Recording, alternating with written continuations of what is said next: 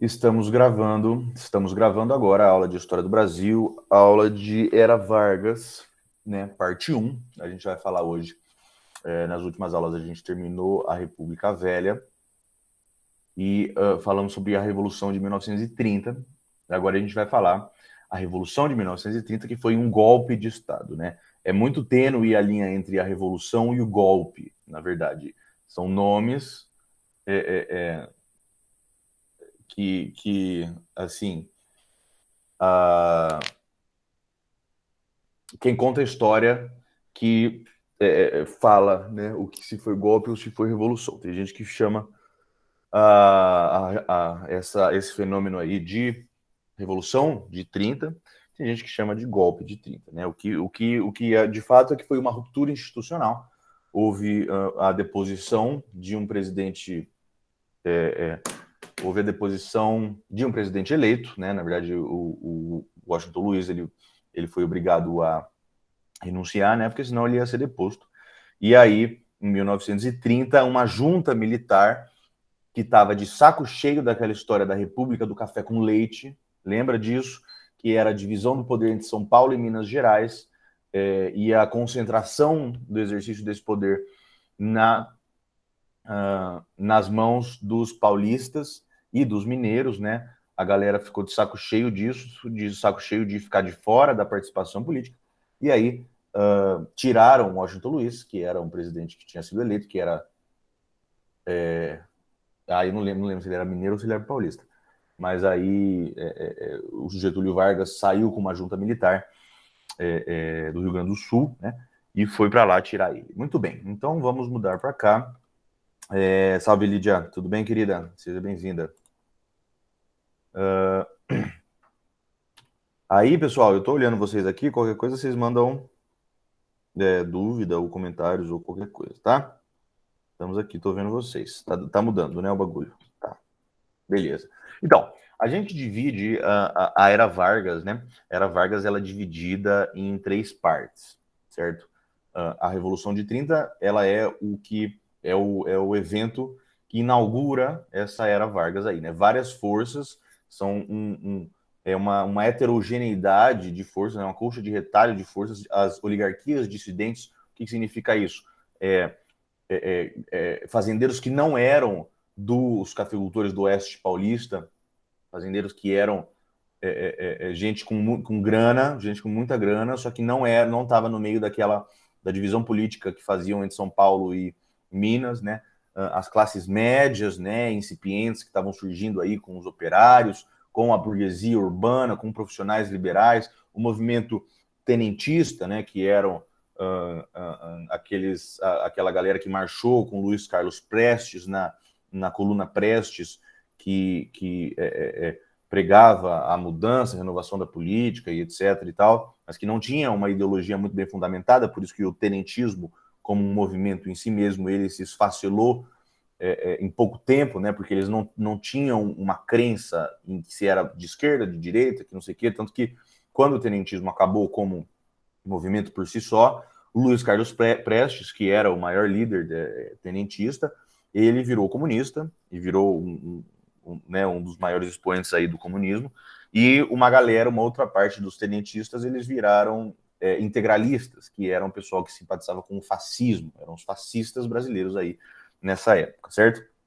Então, depois da Revolução de 30, teve o governo provisório, que foi de 1930 a 1934, porque Getúlio era o único político habilidoso o suficiente para manter todas essas forças heterogêneas juntas e coesas e funcionando direitinho, né? E depois do governo provisório veio o governo constitucional, que durou pouquíssimo tempo, que foi de 34 a 37. A gente tem uma constituição que durou 2 anos e pouco só, que foi há 3 anos e pouco, né? Olha, eu sou de humanas, é foda, mano, errar essa conta. Uma constituição que durou pouquíssimo tempo, durou 3 anos, né? E também acabou com um alto golpe, né? Getúlio Vargas, ele declara o estado de sítio por conta de ameaças comunistas, né? A Segunda Guerra Mundial está prestes a estourar, então ali o clima político internacional está tenso, né? e aí ele declara estado de sítio, declara estado de guerra, e aí depois dissolve o Congresso, derruba a Constituição de 34 e começa uma nova fase da era Vargas, uma nova fase político-institucional do nosso país, que é o Estado Novo, né? No século XX, nós tivemos duas ditaduras no país, no Brasil, né? A primeira foi a ditadura de Vargas, que foi o Estado Novo, que foi uma ditadura truculenta, violenta, com cassação de direitos políticos, com prisão por crime de opinião, por crime de dissidência política, descumprimento de direitos fundamentais e tortura e prisões arbitrárias e etc e tal. Então a gente começa a nossa história do século XX, 1900 ali, 1900 já era a República do Café com Leite. Então era um período democrático, entre aspas, porque era democrático daquele jeito, né, com fraude eleitoral pra caramba, com coronelismo pra caramba, com a concentração do poder político e econômico nas mãos de pouquíssimos oligarcas de São Paulo e de Minas Gerais, mas no papel era, de fato, uma democracia, né? Essa democracia, ela acaba em 1930, com a Revolução de 30, a gente tem esse período de 30 a 34, aí ó, isso. Aí deixa eu contextualizar, então. Contexto histórico mundial e brasileiro também. Temos a Revolução de 30. Em 1929, acontece aquela brisa que é a quebra da Bolsa de Nova York, que é a primeira grande... não sei se é a primeira grande, acho que teve... Mas é a maior jamais vista crise do capitalismo, né? A crise da superprodução capitalista. A Bolsa quebra, a galera perde muito dinheiro, as economias, a economia dos Estados Unidos e, consequentemente, a economia mundial sofre muito, a galera perde emprego, fábricas fecham, empresas fecham, muita gente se mata por conta que perdeu tudo e etc e tal. E aí, depois dessa fase de 1929, que é chamada de a Grande Depressão, porque foi o primeiro grande baque no capitalismo, né? Os Estados Unidos estavam voando antes, estavam achando que o capitalismo era o brabo, que nunca ia dar errado, e etc e tal. E aí vem 1929 e o capitalismo se mostra falho, se mostra perigoso, né? E aí depois de 29, o governo norte-americano ele entra em cena e intervém na economia com o chamado New Deal, que é de quem que é o New Deal? Devo dar uma conferida aqui. Que eu não, é do Roosevelt? Não, não é do Roosevelt. Do Franklin Delano Roosevelt, é isso mesmo, do Roosevelt, é isso aí, do Roosevelt. Então, que é a interferência no Estado, do Estado na economia, do governo na economia, no sentido de construir muita estrada e fazer muita obra de infraestrutura, grandes obras, para construir grandes coisas, para colocar dinheiro dentro, para empregar gente, para a economia voltar a andar, né? Ao mesmo tempo, começa a ascender ao poder o nazismo e o fascismo, ou seja, e o comunismo também, né? Tem a Revolução de 1917, a Revolução Bolchevique, né? A Revolução Russa, onde os comunistas tomam ali o governo na Rússia e etc. Então, mas a mentalidade dessa galera é uma mentalidade totalitária, certo? Uma mentalidade de ditadura, uma mentalidade de um Estado gigantesco e um Estado forte que controla a economia, que controla a política, que controla a sociedade, que controla todas as questões, né? Tanto o nazismo quanto o fascismo e o comunismo, eles são contrários ao capitalismo, certo? Porque eles são contrários a essa ideia de que a liberdade individual é o que é a coisa mais importante que tem, né? E que o Estado tem que se manter longe das pessoas e tal, né? Estamos passando por um período de industrialização no Brasil, a primeira fase de populismo, né? O Getúlio Vargas ele é o primeiro populista, o primeiro grande político habilidoso e bom de papo, né? Então, esse é o contexto, né? Essa aqui é a figura do comunismo, né? Essa aqui é a figura do nazismo e essa aqui é a figura do fascismo. Nazismo e fascismo são basicamente a mesma coisa. Comunismo não é nazismo. Comunismo é diferente de nazismo, certo? Mas essas duas coisas são diferentes do capitalismo e principalmente do capitalismo dentro das democracias liberais, certo? Então, tá rolando aqui, começa a rolar com Getúlio o desenvolvimento urbano industrial, ou seja, menos café com leite, não tão menos, a gente vai ver, porque o café ele continua sendo a principal força econômica brasileira, né? Mas começa ali a industrialização, começa a andar um pouco mais para frente, né? O desenvolvimento urbano, né? O nacionalismo aqui, falando em cima, nacionalismo e tal, populismo, o pai dos pobres, o Getúlio Vargas, ele interfere para colocar direitos trabalhistas, né? Pelo menos no papel, mas tem uma ditadura braba ali de 37 a 45, que é o Estado Novo, crise do capitalismo, ascensão do totalitarismo. Beleza, eu me repeti um pouco aqui, peço desculpas por isso, mas é isso aí. Então vamos aqui. Governo provisório, que foi o governo de 1930 a 1934. Na prática, gente, esse governo foi uma ditadura, porque não tinha Constituição. O cara não tinha Constituição, não tinha códigos estabelecidos, porque se não tem Constituição, não dá para ter códigos que sejam porque a Constituição ela é o parâmetro, né? Então o governo ele fazia tudo o que queria. Então havia uma intervenção, não era um período democrático, não havia eleições diretas, certo? Os governadores e os prefeitos das grandes cidades eram indicados pelo presidente da República, que era o Getúlio Vargas, certo? O Getúlio Vargas ele concentrou muito o poder na capital, que ainda era o Rio de Janeiro, né? Então ele dissolve o Congresso Nacional, ele dissolve as assembleias estaduais e as câmaras municipais, né? Ele substitui os governadores dos estados por interventores indicados por ele mesmo, ou seja, ele concentra o poder, porque se vocês forem se lembrar, o período da República Velha, ele tinha a chamada política dos governadores.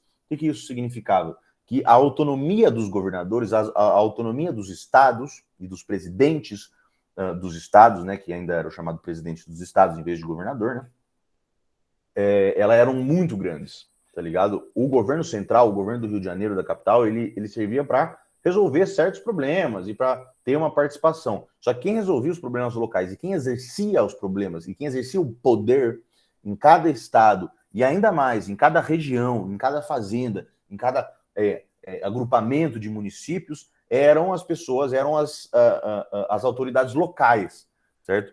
Assim foi chamado de política dos governadores. O governo federal ele não se intrometia ali no que os governadores faziam e como os governadores geriam ali, principalmente a questão de tributos, né? E a questão de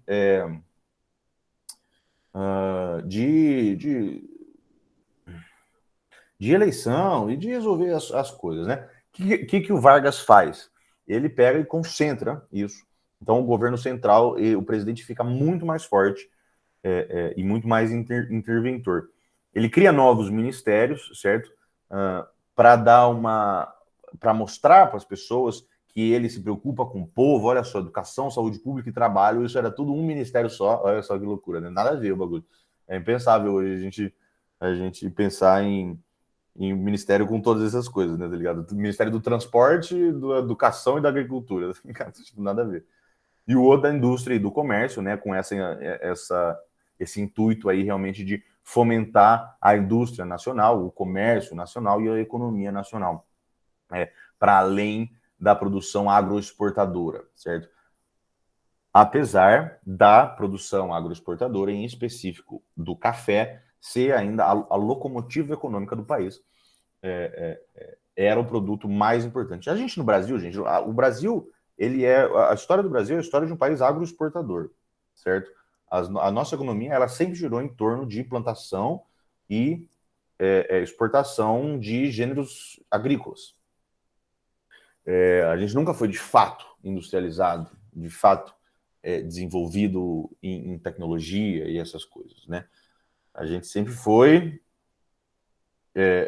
né, esta merda aí, porque as nossas elites sempre foram as elites dos latifúndios, né? Primeiro as elites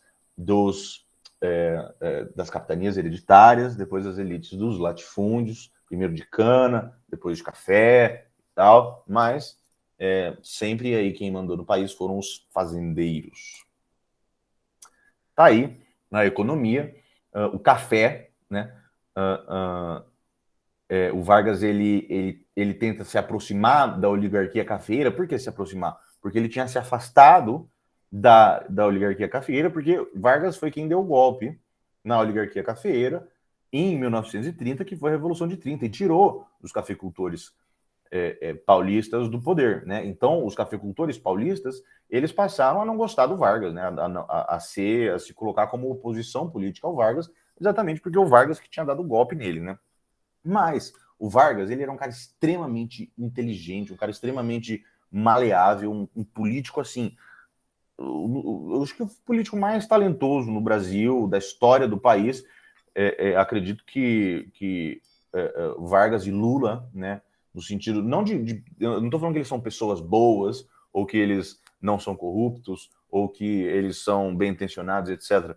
Mas eles são pessoas, são políticos extremamente habilidosos no sentido de saber lidar com diferentes áreas da sociedade, com diferentes grupos da sociedade, conseguir ter uma capacidade administrativa e uma capacidade de apaziguamento do país, uma capacidade de juntar forças, né, e resolver problemas. Getúlio Vargas e o Lula são, eu acredito, os dois maiores políticos, os dois políticos mais habilidosos da história do país, com a diferença que o Lula, ele nunca foi ditador, espero que nunca seja, né, porque eu espero que não volte mais a ditadura, mas Getúlio Vargas teve essa época aí de ditadura, então teve duas épocas na prática de ditadura, né, esse período do governo provisório, que foi um período onde ele governou sem Constituição, então ele fazia o que bem entendia, né, ele passava de todos os limites possíveis, não tinha eleição e etc, né, então não era uma democracia nesse período. Teve um curto período aí que a gente vai ver depois, mas enfim, aí a economia tem o café, né? E, gente, se a gente pensar, 1929 é a maior crise do capitalismo que já tinha sido visto na história do mundo, na história do Ocidente, né? Então, todo mundo quebrou, um monte de fábrica quebrou, a economia foi uma crise de superprodução, né? Eles produziram tanto, que chegou uma hora que, para sustentar aquilo, precisava de, sei lá, muito mais gente comprando do que tinha de fato. E como não tinha essas pessoas para comprar, e eles precisavam vender mesmo assim, eles foram quebrando, e aí foi o efeito dominó que quebrou a Bolsa de Nova York e quebrou um monte de economia mundial. E aí, o café, que era, quando você está em crise econômica, certo? Quando você está sem grana, quando você está sem grana, você tem que cortar algumas coisas do seu orçamento, certo? E o cafezinho, ele não é uma coisa que você mantém quando você está em crise. É a primeira coisa que você corta são essas pequenas regalias, esses pequenos luxos aí, que são dispensáveis, certo? As pessoas têm que comprar comida, as pessoas têm que comprar roupa, as pessoas têm que comprar um monte de coisa, e aí elas vão cortando. E o café, portanto, sofreu uma grande desvalorização do café, certo? E como o café era o principal item da economia brasileira, né? Com a desvalorização do café, a economia brasileira também começou a ficar complicado, né? Então, o que o Vargas fez? Ele passou a usar o dinheiro do governo federal para comprar os cafés produzidos pelos cafeicultores e pelas fazendas de café e que não mais eram vendidos porque havia sido desvalorizado e porque o mercado consumidor diminuiu muito. As pessoas pararam de comprar café e os cafeicultores continuaram produzindo e aí iam crescendo os estoques de café e não tinham o que fazer com esse café. E os cafeicultores começaram a quase quebrar, e alguns a quebrar e tal. E o Vargas, para os cafeicultores não quebrar, porque os cafeicultores quebrarem significaria o Brasil quebrar, o Getúlio Vargas ele pegou o dinheiro do governo e comprou esse café. Ele comprava o excedente de café produzido pelos fazendeiros e estocava para tentar valorizar o café, certo? Primeiro para não quebrar os caras, né? Primeiro para não quebrar os fazendeiros. E depois para tirar o excesso de café do mercado, porque com menos produto aumenta o preço, certo? Se tem menos coisa, se tem menos quantidade de produto, o preço aumenta. E chegou num ponto que tinha tanto café estocado, tanto café que eles compraram dos fazendeiros, que não só vendiam para o governo, mas chegou uma época que eles começaram a aumentar a produção, mesmo sem ter mercado consumidor, porque eles sabiam que o governo ia comprar, porque os cafeicultores não podiam quebrar. Então chegou uma época que o governo federal tinha tanto café estocado que eles passaram a queimar o café, a tacar fogo no café, a usar o café como combustível de trem, que o trem era o trem a carvão, né? O trem de aquelas Maria Fumaças e tal, né? Então eles pegavam e tacavam o café dentro da fornalha lá do trem para queimar o café, para consumir esse café, para esse café sumir de alguma forma, porque então literalmente eles estavam queimando o café, tá ligado? E aqui, ó, café era a base da economia brasileira, certo? Então a indústria incipiente brasileira aqui, ela dependia dos recursos do café, ela dependia dos lucros do café. O comércio também, os bancos também, as ferrovias também, porque as ferrovias transportavam o café, então tudo dependia dos recursos do café. Então o Brasil, na década de 30, ele não sofreu tanto com a quebra da Bolsa de Nova York, ou seja, com a crise de 1929, exatamente porque o Getúlio Vargas ele foi lá e comprou o excedente de café, e aí a economia brasileira como um todo, que dependia basilarmente, certo? Na base do café. Vai, caralho. Aqui, ó. Então, o Getúlio Vargas conseguiu segurar a onda um pouco e não quebrar o país, certo? Além do café, nós temos aí um aumento da industrialização, certo? Porque, principalmente em indústria leve, que é a produção têxtil e o processamento de alimentos. Aqui temos uma figura da produção têxtil, certo? Que são máquinas ali com vários fios, com vários teares ali, teares mecânicos e tal, para fazer tecidos e coisas. E aí, como a Europa ela estava em crise desde um bom tempo, porque teve a Primeira Guerra Mundial, né, que foi de 14 a 18, certo? E teve esse período entre guerras, que foi um período de desastre econômico, de desindustrialização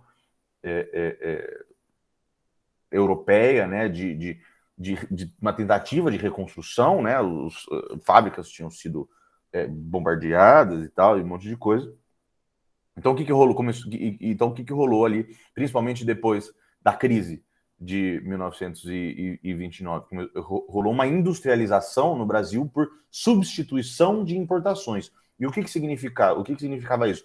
Que como os mercados, como os produtores, os fabricantes europeus e os fabricantes europeus não tinham condições por causa da guerra, e os americanos também não tinham mais tantas condições por causa da crise de 29, os produtos que normalmente eram comprados do lado de fora e importados começaram a ser produzidos no Brasil, certo? Então a industrialização ela rolou por substituição de importações, porque eles não conseguiam mais enviar produtos para a gente, então a gente passou a produzir esses produtos.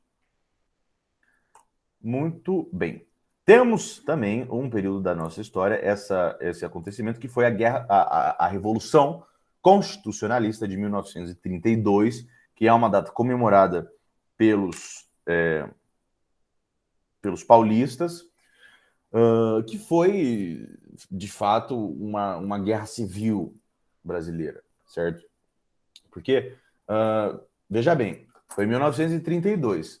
Em 32, em 1930, os paulistas que estavam no poder foram tirados à força do poder e perderam, né, grande parte da sua influência política, da sua influência econômica, nem tanto, mas o seu poder político, né, porque eles foram arrancados à força do Rio de Janeiro, né? Então, eles eram aquela oposição, entre aspas, porque Getúlio Vargas ficava puxando o saco dos caras, porque os cafeicultores não podiam quebrar, porque senão o país inteiro quebrava. Então, eles eram oposição política, oposição ideológica e oposição assim de ressentimento. E eles eram putos da vida com o Getúlio Vargas, porque o Getúlio Vargas ficava colocando, eles tiraram, o Getúlio Vargas tirou o governador de São Paulo e ele ficava colocando interventores, que chamava, né, que eram os governadores indicados pelo presidente Getúlio Vargas. Ele ficava colocando gente que não era de São Paulo, que não conhecia as pessoas de São Paulo, que não conhecia os costumes de São Paulo, que não sabia administrar direito de São Paulo, que não tinha nenhuma afinidade com as elites políticas e econômicas de São Paulo e tal. Então, essa galera de São Paulo já estava assim, puta da vida com Getúlio Vargas, já desde 30, né, que eles foram arrancados do poder. Depois, com a interferência do poder central na política governamental. Então, e ainda, o Getúlio Vargas, né, se vocês lembrarem, até 1934, ele estava governando sem uma Constituição, ou seja, sem uma legitimidade democrática institucional, certo? Porque um presidente sem uma Constituição não é nem um ditador, né? Porque mesmo em ditaduras existem constituições. Eu não sei nem como é que fala isso, não sei nem o que é, mas na prática é um ditador, um tirano sem nenhuma legitimidade, sem nenhum verniz de legitimidade, pelo menos, né? Porque a democracia da República Velha era uma democracia muito pseudo-democracia, mas ainda era uma democracia, ainda tinham eleições, ainda tinha a Constituição, e ainda, né, etc. E aí as lideranças políticas eles temiam que o provisório se tornasse permanente, ou seja, eles temiam que o Getúlio Vargas, de posse de todo esse poder político e econômico que ele tinha, dessa liberdade de governar e fazer o que bem entendesse, que eles falassem, olha, bom, então é isso, eu vou implantar de fato uma ditadura aqui e eu vou ser o ditador. O que não aconteceu em 32, mas aconteceu em 37, né? Mas aí, essa revolução constitucionalista ela é uma revolução ambígua, certo? Porque, ao mesmo tempo que era foi um movimento liberal no sentido político, né, não no sentido econômico, liberal no sentido de progressista, porque ele exigia uma constituição, né, uma legitimidade democrática para o governo. Ele também foi um movimento reacionário, porque, no fundo, embaixo dessas alegações de que eles queriam uma redemocratização, de que eles queriam um governo constitucional, de que eles queriam liberdades individuais, de que eles queriam direitos eleitorais, de que eles queriam uma organização, eleições diretas, etc. Os paulistas, na verdade, queriam voltar ao poder que eles tinham perdido em 1930, certo? E aí, em 1932, eles fazem uma manifestação popular exigindo uma Assembleia Nacional Constituinte, ou seja, dizendo que a pauta principal era que fosse convocada uma Assembleia Nacional Constituinte, que é uma reunião de políticos para que se fosse construída uma Constituição, que se fosse redigida e promulgada uma Constituição. Mas aí a polícia de Vargas, né, a polícia que era uma polícia varguista, né, controlada pelo governo federal, em uma manifestação ela acaba matando 4 estudantes, que é o M, o M, o D e o C, que é o Miragaia, não sei o que, o Drauzio e o Camargo. Esses estudantes se tornam mártires, né, e símbolo da resistência paulista e do compromisso paulista com a democratização e com a Constituição. E aí começa, de fato, uma guerra civil mesmo. Assim. Olha só, isso aqui é uma figura, uma guerra civil assim que ela não foi muito grande, porque os outros estados eles não aderem à causa, né? Minas Gerais, o Rio Grande do Sul, principalmente, que era quem eles estavam contando que fosse os apoiadores de São Paulo, tal. O São Paulo acaba ficando sozinho, não tem força para lutar contra o governo federal. O São Paulo fica isolado. A Marinha ela boicota os portos, então o São Paulo não consegue comprar alimentos, não consegue comprar munição, não consegue comprar armamento. Então, aí a indústria de São Paulo tenta fazer uma readaptação na produção fabril paulista para que fossem supridas as necessidades bélicas, as necessidades de guerra de São Paulo, mas aí acaba que o governo federal ele simplesmente ele consegue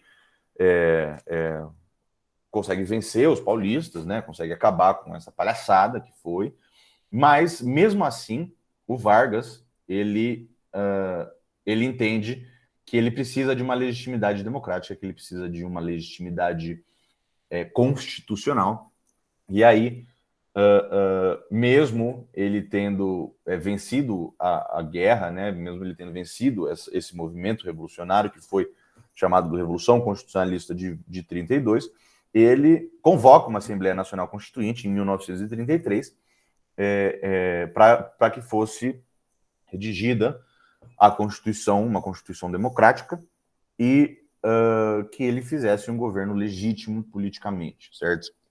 Esse cara era gênio. Então você vê, né, que o Vargas ele reprime esse movimento revolucionário, né, essa aventura paulista aí, e aí ele reprime esse movimento, e aí ele destrói as possibilidades dos paulistas voltarem a tomar conta do poder central e tomar conta do governo federal. Mas ao mesmo tempo que ele destrói as chances de São Paulo de voltar do poder, ele fala, olha só, mas eu não sou tão ruim assim, e eu não sou um ditador, e eu não sou um tirano, etc. e tal. Tanto não sou que eu vou, sim, convocar uma Assembleia Constituinte e a gente vai ter uma Constituição, porque eu sou um cara correto. Mesmo vocês tendo feito essa fanfarronice toda aí, eu vou cumprir o seu pedido principal, que era aquele pedido principal de verniz, certo? Era um pedido principal mais para aparecer do que de fato, né? E também a repressão, né, e a punição dos revoltosos que Vargas promove é uma repressão branda.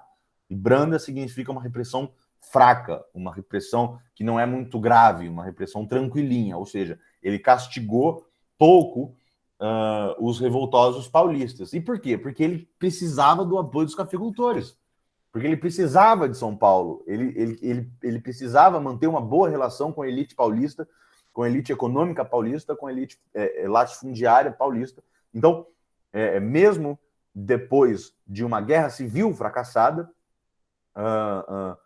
o Vargas ele foi um gênio político, né? E se comportou dessa forma, né? E aí ele prendeu alguns, ele exilou outros e tal, mas assim, a galera achou que ele ia ser muito mais gravoso, que ele ia castigar muito. Pilantríssimo, mano, pilantríssimo. Ele era, mano, genial, velho. Esse cara era genial, assim, tá ligado? Cada hora ele se vestia de uma roupa, cada hora ele falava de um jeito, porque o cara era o político profissional, assim, tá ligado? É o cara que sabe ser político, tem a malemolência do político, assim como o Lula é o político mais malemolente aí da nossa era, sem dúvida nenhuma. Então são dois grandes políticos, certo? Muito bem. Revolução Constitucionalista de 1932. Alguma dúvida até agora, pessoas? Se vocês quiserem perguntar, fiquem à vontade. De boa? De boa, então. Vamos lá. Constituição de 1934, que dá início aí ao governo constitucional de Getúlio Vargas, que dura pouquíssimo tempo, mas depois da Revolução de 32, do movimento constitucional de 32, em 33, ele convoca a Assembleia Nacional Constituinte para falar que ele é um político democrático, que ele é um democrata, né? E aí, em 34, é promulgada a Constituição, que traz algumas novidades, né? Ela, basicamente, ela repete as grandes organizações político-institucionais da primeira Constituição Republicana do Brasil, que é a Constituição de 1891, que foi feita depois da proclamação da República, que também foi um golpe de Estado. Nosso país, bicho, é golpe de Estado atrás de golpe de Estado, é uma merda, assim, tá ligado? Por isso que é foda, mano. Por isso que a galera fala, porque o Bolsonaro não tem culhão, nem força, nem coisa para fazer golpe de Estado, etc. Eu também acho que não, mas assim, eu não gostaria de pagar pra ver, não, tá ligado? Eu acho que, mano, tá ligado? Tem maluco aí e sei lá, né? Mas enfim. O governo constitucional de Getúlio Vargas, que é a segunda fase da Era Vargas, a primeira fase da Era Vargas sendo o governo provisório, a segunda fase do governo da Era Vargas é o governo constitucional, certo? Então, a Constituição de 34, ela mantém a organização político-administrativa, né? Ou seja, uma república federativa, continua sendo uma república, certo? Continua sendo uma federação, ou seja, vários estados juntos sob uma mesma administração central, embora essa Constituição ela desse menos autonomia para os estados, que foi aquela conversa que a gente deu, que até 1930 os estados tinham muita autonomia e muito poder para fazer o que bem quisesse dentro dos próprios estados e das próprias regiões. O Getúlio Vargas muda isso, né? Ele muda isso já em 1930, quando ele assume o poder, mas ele oficializa constitucionalmente isso em 34, mantém a tripartição dos poderes, que é aquela brisa de executivo, legislativo e judiciário, 3 poderes harmônicos e independentes entre si, certo? Não mais com aquela palhaçada de poder moderador, que era o que existia durante o Império, né? Durante o reinado dos Dom Pedros, certo? Tinha essa figura bizarra que era o poder moderador. Ele introduz uma legislação eleitoral na Constituição, né? Ou seja, o voto passa a ser secreto. Antes o voto era aberto. Até 1930 o voto era aberto. Por isso que tinha tanta fraude eleitoral, porque as pessoas iam lá e falavam: eu voto no Kleber, tá ligado? E tipo, né, o cara é um cidadão qualquer, assim. Aí chega o Kleber, é um fazendeiro, manda um jagunço lá para falar. Você fala: olha, se você não votar no Kleber, você vai perder seu emprego, a gente vai quebrar suas pernas, e tá ligado? E aí o cara tinha que ir lá e falar, tava todo mundo olhando para ele, tá ligado? Então eu falava: eu voto no Kleber, tá ligado? Não tinha nem como tentar dar um miguezinho. Então, a partir de 34, os votos passam a ser secretos, passa a ter voto feminino, as mulheres passam a poder votar, até então as mulheres não podiam votar, passa a ter uma justiça eleitoral, ou seja, um braço do poder judiciário especializada em fiscalizar as eleições, certo? E ele institui também a figura do deputado classista. O que significa o deputado classista? São deputados que representam a classe trabalhadora dentro do Congresso Nacional e dos congressos estaduais. Então, os sindicatos, eles faziam eleições, e aí os representantes, esses deputados classistas, eles eram eleitos para o Congresso, para o Legislativo, para representar os trabalhadores. É por isso que o Getúlio Vargas ele é considerado como o pai dos direitos trabalhistas e o pai o primeiro trabalhista, de fato, né? Como político trabalhista, né? O político que valoriza o trabalhador, o político que valoriza o operário e tal. Ele introduz direitos trabalhistas, férias remuneradas, aposentadoria, pensão, jornada de 8 horas, proibição não é, mas é regulamentação, não chega a ser regulamentação do trabalho infantil, né? Porque ainda crianças de 13 a 14 anos podiam trabalhar, mas aí não podiam trabalhar 8 horas por dia, não podiam trabalhar 10 horas por dia, podiam trabalhar só 6, assim, tá ligado? A criação da Justiça do Trabalho, que é um outro ramo do judiciário que serve para julgar causas relacionadas a trabalhadores, né, trabalhadores e patrões, e a relação de trabalhadores com os patrões, com as fábricas e etc., né? E ele institui, olha só como o cara era ligeiro, meu irmãozinho, porque ele coloca todos esses direitos dos sindicatos, e coloca um monte de direito, e férias remuneradas, e aposentadoria, e pensão, e etc. e tal. Os deputados classistas, que eram representantes eleitos pelos sindicatos, mas ele fala que ele proíbe a existência de sindicatos autônomos, ou seja, todos os sindicatos que existiam no Brasil a partir de 34 eram sindicatos vinculados ao governo, ou seja, com representantes do governo nas diretorias. Então, eram os diretores ali, né, as lideranças sindicais, eles estavam lá não para representar os trabalhadores que eles diziam que estavam lá para representar, mas para defender os interesses do governo, porque eles eram representantes do governo, eles eram indicações do governo nos sindicatos. Então, Getúlio Vargas fala assim, vocês vão ter direitos e vocês vão obter esses direitos através dos sindicatos, mas os sindicatos, eles serão controlados por nós, tá ligado? Olha que ligeiro que era esse mano, tá ligado? E esses sindicatos eram chamados sindicatos pelegos, talvez você já tenha ouvido falar esse termo. Pelego é aquele pano que vai embaixo da sela do cavalo, entre as costas do cavalo, né, o lombo que fala? Lombo do cavalo? Não sei. Entre, né, as costas do cavalo, onde vai a sela, e a própria sela, para amortecer, para ficar menos áspero, menos ríspido. Então, eram sindicatos que eram controlados por pessoas ligadas ao governo para amortecer, para que eles representassem, pedissem direitos trabalhistas, mas não tantos direitos trabalhistas e não tão abruptos assim, né? A Constituição de 34, ela passou a ter possibilidade de nacionalização de empresas estrangeiras e monopólio estatal de alguns setores da economia, o que o Vargas vai usar muito mais, mais para frente, né?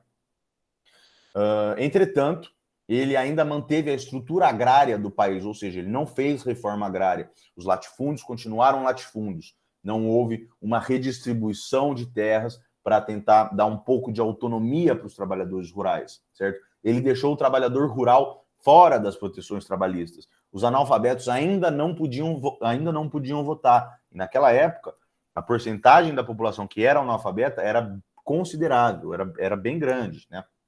Então, apesar do voto ser universal, secreto e tal, os analfabetos não podiam votar. Então, existia essa barreira, né, democrática, né? Não porque a barreira seja democrática, mas porque ela impede o exercício democrático das eleições, né, do voto, por muita gente. Os estrangeiros subversivos podiam ser expulsos do país, porque com a grande imigração, com a imigração em massa de europeus, principalmente de italianos, de pessoas que tinham experiência em fazer greve operária, gente que tinha experiência em sindicatos, que já vinham trabalhando em fábricas europeias há muito tempo, que já tinham esse know-how e trazem para cá esse tumulto dos trabalhadores e etc. e tal, o governo passa a poder julgar esses caras subversivos e expulsar esses caras do país, né? E aí, por fim, né, a última coisa que a Constituição de 34 ela fala que a partir de então o voto vai ser direto, as pessoas vão votar para presidente, a população que vai votar para presidente, mas a partir do segundo presidente, porque o primeiro presidente, quem vai escolher vão ser os congressistas constituintes, né? E eram extremamente influenciados por Getúlio Vargas. Getúlio Vargas tinha um poder imenso ali. E aí essa galera elegeu pelo voto indireto, ou seja, não foi a população que votou diretamente no presidente, mas foram os representantes da população que elegeram o presidente, certo? E Getúlio Vargas é eleito presidente pela Assembleia Constituinte, e aí, a partir de 34, ele começa a governar de forma constitucional, invernizada por esse manto, né, de legitimidade constitucional, e aí começa o governo constitucional, brevíssimo governo constitucional de 1934. Tá bom? Eu acho que tá bom já, né? Foi 50 minutos de aula, vocês têm aula daqui a pouco também. Ainda tem mais algumas coisas para falar, tem mais várias coisas para falar, na verdade, né? Mas para a primeira aula da Era Vargas, eu acho que tá bom. Vocês têm alguma dúvida, algum comentário, alguma coisa que vocês gostariam de dizer para nós? Eu, sinceramente, acho que Getúlio comandou mais o Brasil do que os imperadores.